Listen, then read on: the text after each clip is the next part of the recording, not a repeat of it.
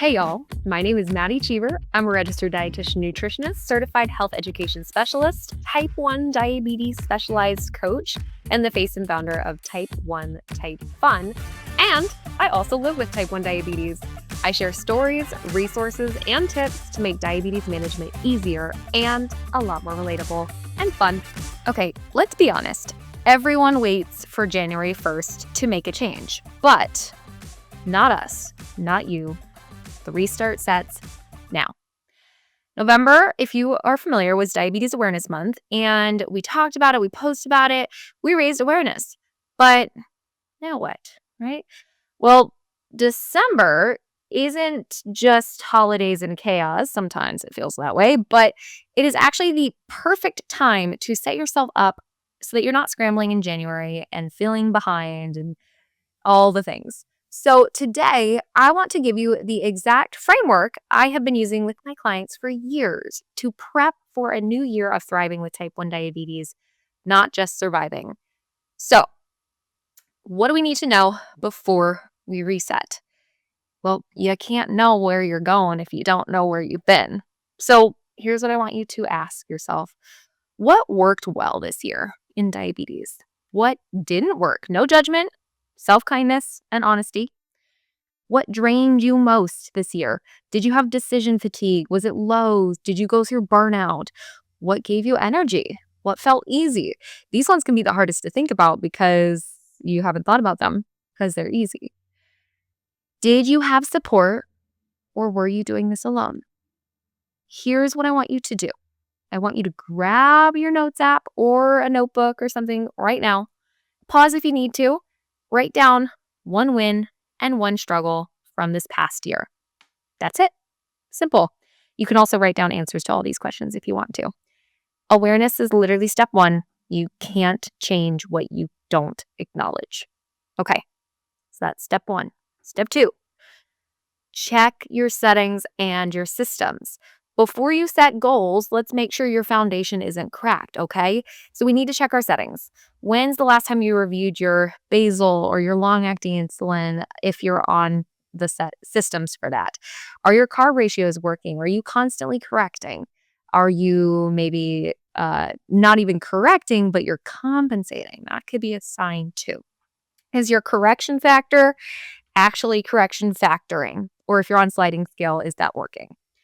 If it has been 6 or more months since we've had any setting changes, either they're working great or we need to tune up.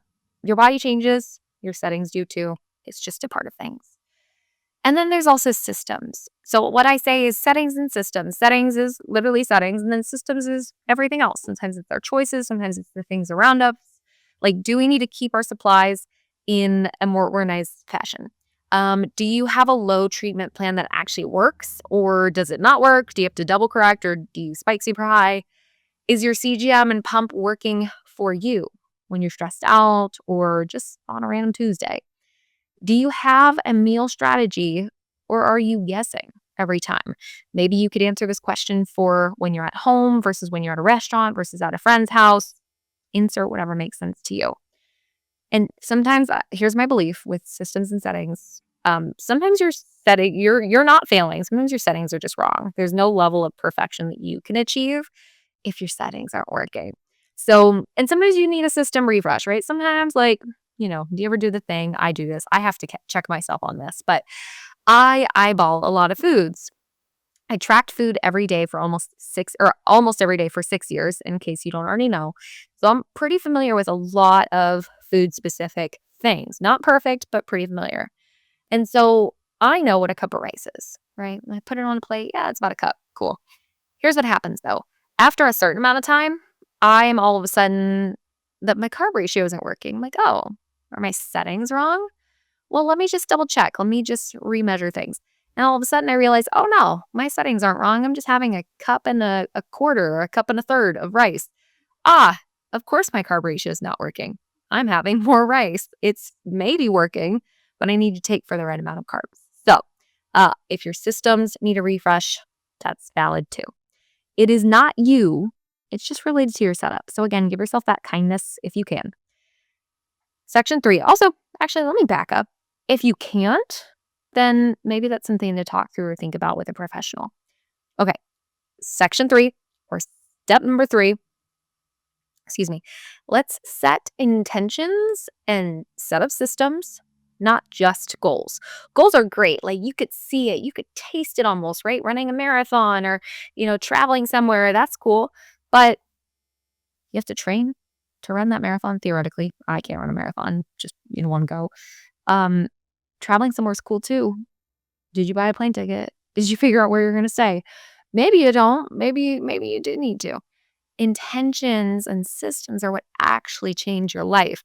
If you haven't already read the book Atomic Habits, I'm throwing it out there right here, right now. It has changed my life personally, and then it's also helped with diabetes too. So in case you need it, Atomic Habits, it's wonderful. Here's the difference. A goal, or I guess blood sugar specific, a goal is like, I want a better A1C. Most of us, right?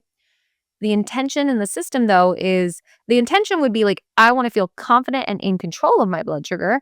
And then the system is, okay, well, if your A1C is here, what do we need to do to change it? Do we need to pre-bolus more? Do we need to fix our settings? Do we need to figure out an insulin strategy for those 2 a.m. highs that don't make sense after a big meal? Like anything that you need, that's okay. We just got to figure it out.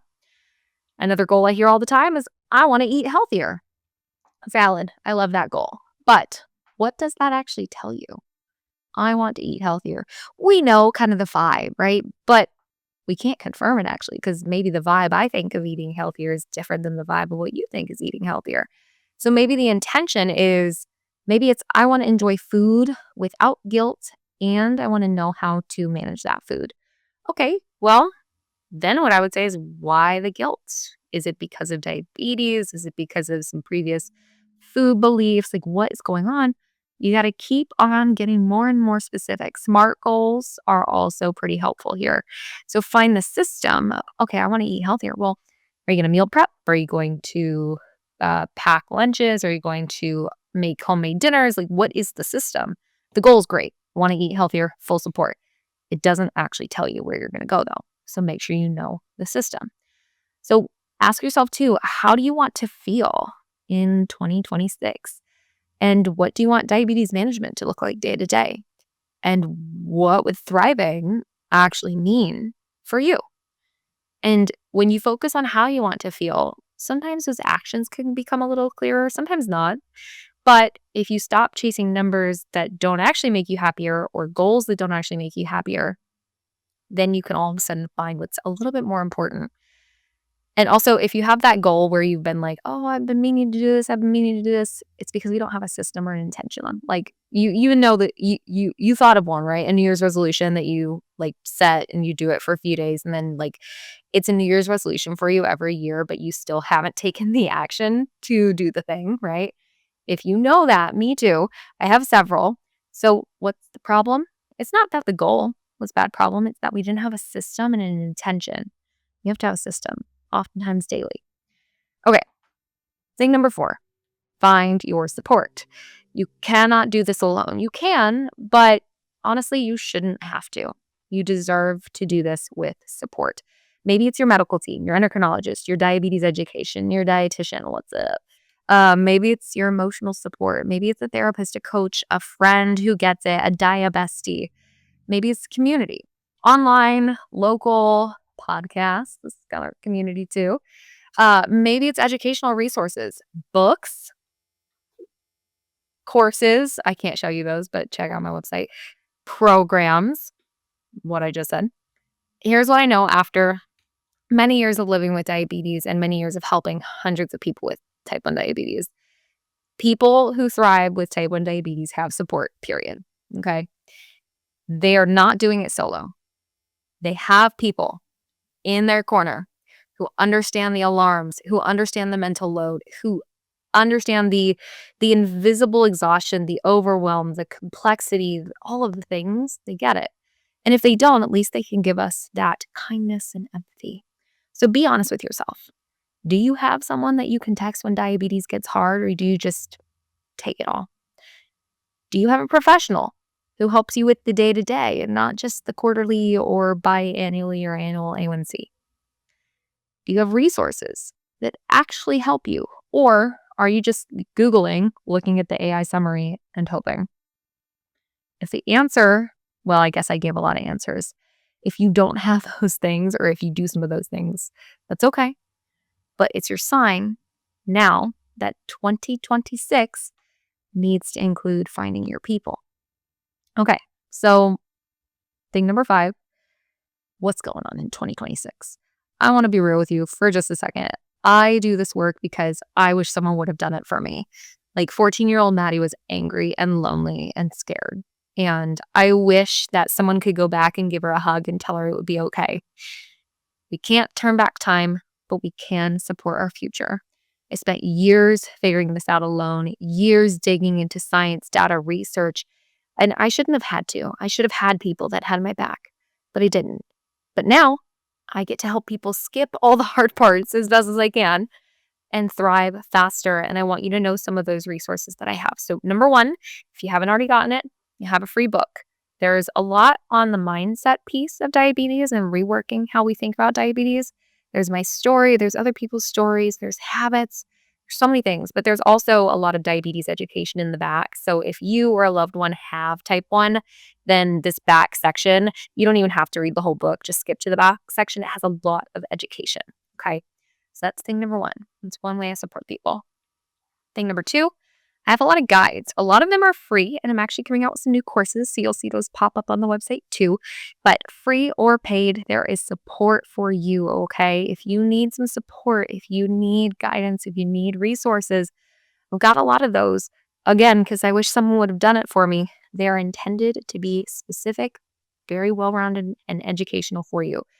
This one that I'm holding up is, have you ever had like a dinner meal and then so you have dinner and then you thought you did the blood sugar well, you go to sleep at a great blood sugar and then you realize at 2 a.m. you were super high, whether you wake up or not, manual injections, automated system, alarms, whatever. This guide talks through that and it's free, right? So learning how to handle that, boom, that's hopefully one problem solved, one way I can help. Free. But if you want to work with me or if you want more personal support, then I have a coaching program. I take one-on-ones, and I want you to know that if you want someone who's real, if you need personalized support, if you want that one-on-one or even a group setting, if you just want that next level and that community, then I do that as well. I have all of these things as options because I needed all of these at different times in my life. And I'm not trying to make it about me, but I know that I'm not alone in this. And I know that a lot of different things speak to a lot of different people. So if you've been listening to this podcast, reading my blog, reading my book, something, and you're feeling like I do just want to have a quick chat. Maybe 2026 is the year that you do not do this alone. If that's true for you, there is a link in the description of this episode, and we can jump on a call directly. I want to make sure I can support you as best as I can. So check out that link below. Now, those are some of the topics for how to actually get going before January hits, right? Because if you do all this in December, do the work, then in January, you get to start to coast. So how cool would it be that your New Year's resolution is actually just like, yeah, you just maintain the thing. Okay. For those of you who are only listening, I made a lot of faces for that. Anyways, here is your homework, okay? Number 1, reflect. Seriously, write down one win and one struggle from this past year. Number 2, look at your systems and your settings. Be honest, be brutal, but be kind. What needs a refresh?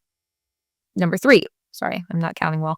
Number 3, intentions, goals. How do you want to feel next year? Support. What's in your corner? Who's in your corner? Who do you need to add? December isn't wasted time. It's prep time. If you look at it like that, if you choose to look at it like that, your restart can start now, not in January, right now. And it can stay through January. If you want help making 2026 your best year with type 1 diabetes, then you know where to find me. And I hope you keep listening. And I hope you find community. If it's not me, that's okay. But grab my free book, grab my free resources, DM me if you have a question, check out my website. I want you to feel supported. I want you to have what you need. And if there's any way I can support you in that, then I will. But Until next time. That's it for today, my friends, but the fun doesn't stop here. If you liked this episode and want more real talk diabetes support, come hang out with me on social. Just search Type 1 Type Fun, all words, or head to type1typefun.com for tools, tips, freebies, and real-life resources you can actually use. And if this episode made you laugh, learn, or feel a little more seen, feel free to leave a comment, give it a like, share it with someone you love. But until next time, live empowered, be silly, have fun, and eat some carbs. The information shared on this podcast is for educational and informational purposes only and is not a substitute for professional medical advice, diagnosis, or treatment. Always seek the advice of your physician or qualified health provider with any questions you may have regarding a medical condition. Never disregard professional medical advice or delay in seeking it because of something you heard on this podcast.